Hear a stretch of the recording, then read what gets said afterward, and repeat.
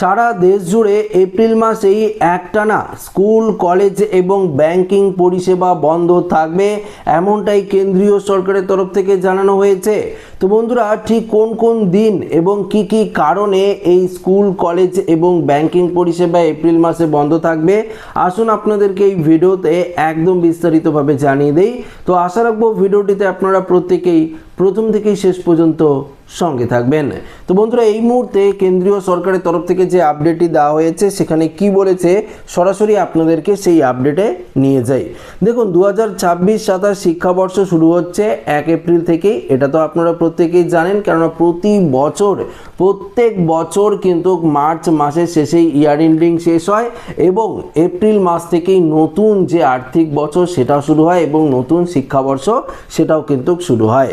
তবে মাসের শুরু থেকেই একাধিক ছুটি থাকায় অনেকেই আগেভাগে পরিকল্পনা শুরু করে দিয়েছেন যে 1 এপ্রিল বুধবার কমার্শিয়াল ব্যাংক বার্ষিক শিক্ষা রক্ষণের দিন। এর কারণে কিছু রাজ্যের স্কুলও কিন্তু ছুটি থাকবে, এটা আপনারা জানেন।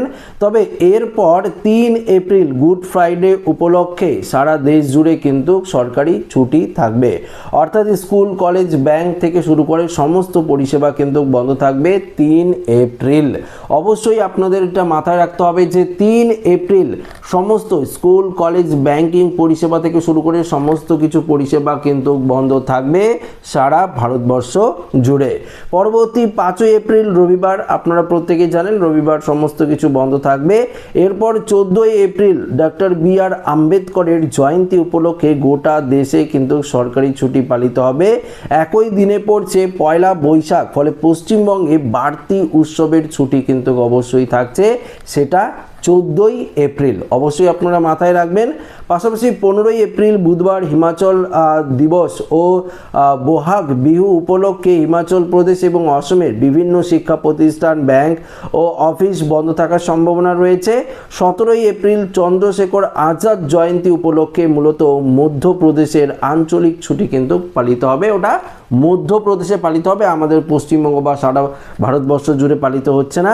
পাশাপাশি অবশ্যই আপনাদের মাথায় রাখতে হবে যে 15 যে এপ্রিল রয়েছে সেই 15 এপ্রিল অসম এবং হিমাচল প্রদেশের শিক্ষা প্রতিষ্ঠান, ব্যাংকিং পরিষেবা সমস্ত কিছু বন্ধ হওয়ার কিন্তু সম্ভাবনা রয়েছে।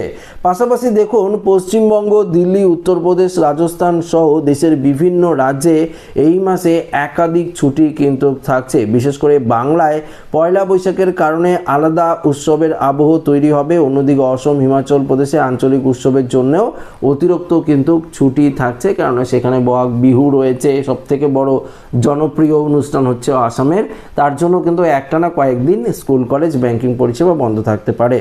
পরবর্তী দেখুন কি বলেছে, 1 এপ্রিল অর্থাৎ একাধিক দিনে ব্যাংক পরিষেবা বন্ধ থাকবে, বিশেষ করে গুড ফ্রাইডে, আম্বেদকর জয়ন্তী। তবে অনলাইন ব্যাংকিং পরিষেবা চালু থাকবে।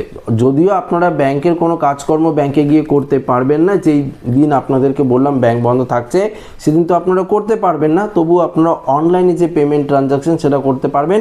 এটিএম থেকেও কিন্তু টাকা লেনদেন করতে পারবেন।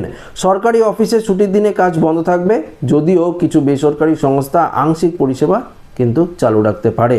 অন্যদিকে এপ্রিল মাস শেষ হওয়ার সঙ্গে সঙ্গেই তাপমাত্রা বাড়তে শুরু করবে, সেই কারণে বিভিন্ন রাজ্যে সরকার শীঘ্রই গ্রীষ্মকালীন যে ছুটি সেটাও কিন্তু ঘোষণা করে দিতে পারে। দেখুন, ফলে পড়ুয়াদের জন্য সামনে আরও দীর্ঘ ছুটির সম্ভাবনা রয়েছে। সব মিলিয়ে এপ্রিল মাসে কার্যত ছুটিতেই ভরপুর রয়েছে। উৎসব, জাতীয় দিবস এবং আঞ্চলিক অনুষ্ঠানের কারণে এই মাসে একাধিক দিন কিন্তু ছুটি পাওয়া যাবে, তাই আগে থেকেই পরিকল্পনা করলে এই ছুটিগুলি আরও ভালো করে আপনারা উপভোগ করতে পারবেন। তো বন্ধুরা, একটা বিষয় আপনারা বুঝতে পারলেন যে এই এপ্রিল মাসে একাধিক কিন্তু ছুটি থাকছে, অনেকগুলো ছুটি আপনারা পাবেন। বিশেষ করে স্কুল কলেজ এবং ব্যাংকিং পরিষেবা বন্ধ হওয়ার সম্ভাবনা রয়েছে। তবে আপনাদের একটি বিষয় জানিয়ে দিই, যদিও ব্যাংক পরিষেবা বন্ধ হয়, তবে আপনারা ব্যাংকে গিয়ে কোনো কাজকর্ম না করতে পারলেও আপনারা কিন্তু অনলাইনে টাকা লেনদেন করতে পারবেন, ট্রানজ্যাকশান করতে পারবেন, সেক্ষেত্রে কোনো অসুবিধা হবে না। পাশাপাশি কিন্তু আপনারা ব্যাংকিংয়ের যে আরও সুবিধাগুলো রয়েছে, যেমন এটিএম পরিষেবা থেকে শুরু করে আরও যে অনলাইন ব্যাংকিং, সেগুলো কিন্তু আপনারা অনায়াসেই করতে পারবেন। তো আশা রাখবো ভিডিওটি প্রত্যেকের ভালো লেগেছে। তো ভিডিওটি ভালো লাগলে লাইক করবেন, আমাদের সাথে শেয়ার করবেন, নতুন হয়ে থাকলে চ্যানেলটিকে সাবস্ক্রাইব করে আমাদের সঙ্গে জুড়ে থাকবেন। ধন্যবাদ।